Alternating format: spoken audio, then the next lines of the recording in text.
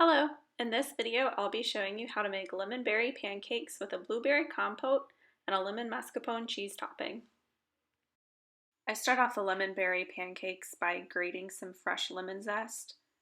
I grated the zest off of 2 lemons here because I'm going to be putting it in the pancakes, the blueberry, and the mascarpone mix, so I wanted quite a bit and I'll just scoop it out as needed.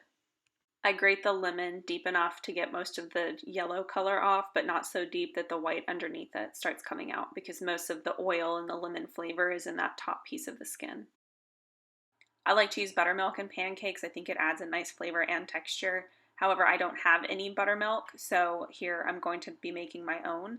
The way to make your own buttermilk is to use a 1 cup to 1 tablespoon ratio of milk to lemon juice. So here I just have whole milk, but you could use 2% or skim even, and then add in 1 tablespoon of lemon juice and stir that together.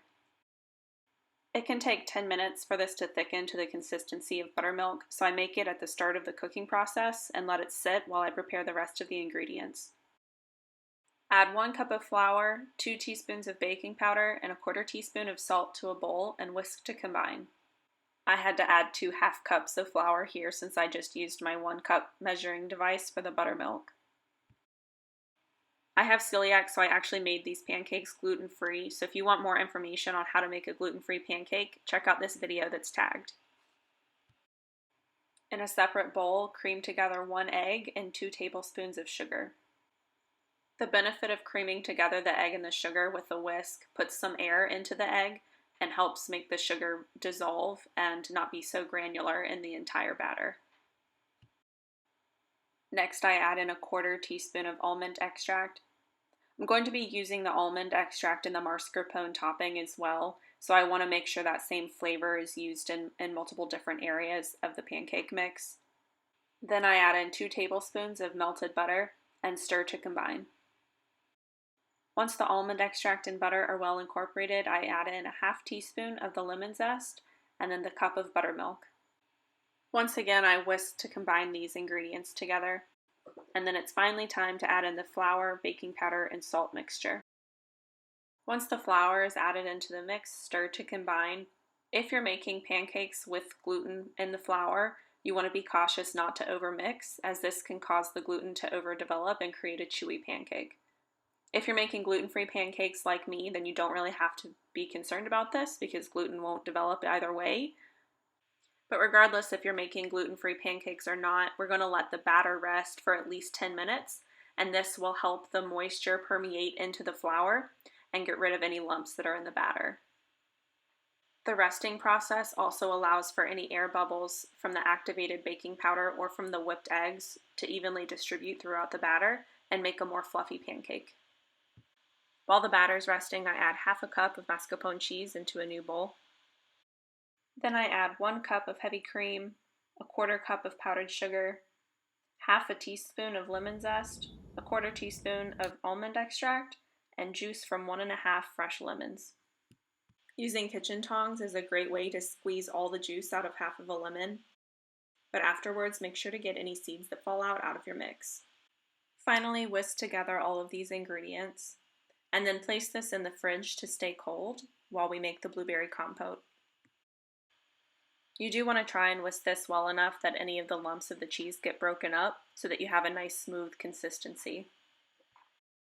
For the blueberry compote, place a saucepan over medium heat and then add 2 cups of rinsed fresh blueberries. Then add a 1/4 cup of granulated sugar, 2 tablespoons of water, and juice from 1/2 of a lemon. The lemon has pectin in it, which is a natural thickening agent, so you won't need to add any cornstarch or other thickeners. Add 1/2 teaspoon of fresh lemon zest and let the blueberries cook down. Stir the blueberry mix together regularly, making sure that nothing is burning to the bottom of the pan. I'll normally let this cook for about 10 to 15 minutes, and during this time, I'll bake the pancakes on the pancake griddle. You should see the blueberries start to lose their round shape and the juice start to thicken. The batter tends to thicken while it rests, so right before I started cooking these pancakes, I did add another 1/4 cup of milk just to get the pancake to the consistency that I like, but you could add more or less milk to get whatever consistency pancake you like. Then I take a 1/4 cup scoop just to scoop the pancake mix onto the griddle. I did grease the griddle first, and I have it set to 350 degrees Fahrenheit. Add some fresh rinsed blueberries onto the top of your pancake mix, and then let these cook until the batter starts to bubble. Once you have bubbles breaking through the top of the pancake, go ahead and flip these over. I find that the first batch tends to be lighter and the second batch tends to be darker. And especially for gluten-free pancakes, it's harder to get that nice dark color.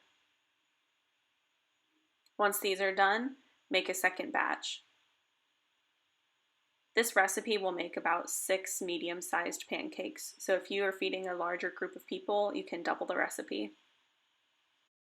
Once your pancakes have finished cooking, it's time to layer on the blueberry compote and the mascarpone cheese topping. Spoon a generous helping of the warm blueberry compote on the top of the pancakes, and top that with a dollop of the fresh mascarpone cheese mix. Finally, sprinkle some lemon zest over the top and you're ready to eat. Thanks for watching this video on how to make lemon berry pancakes. Let me know how it turned out for you in the comments below, and as always, like and subscribe to see more content.